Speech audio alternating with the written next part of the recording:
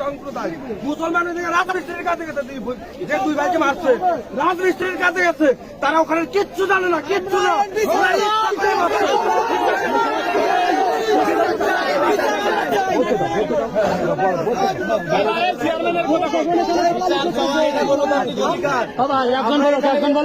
কথা বলতে জানো না, বিচার চাওয়া এটা গণতান্ত্রিক অধিকার। আমরা এখানে আমজনতা আসছি বিচার চাওয়ার জন্য।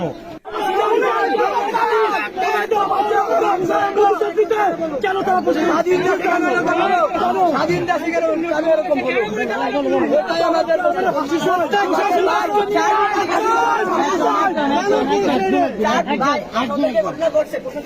আমরা দেখবো, আমরা দেখবো।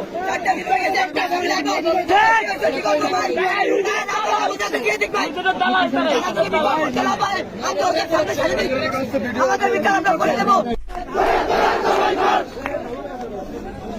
আরে কোনো না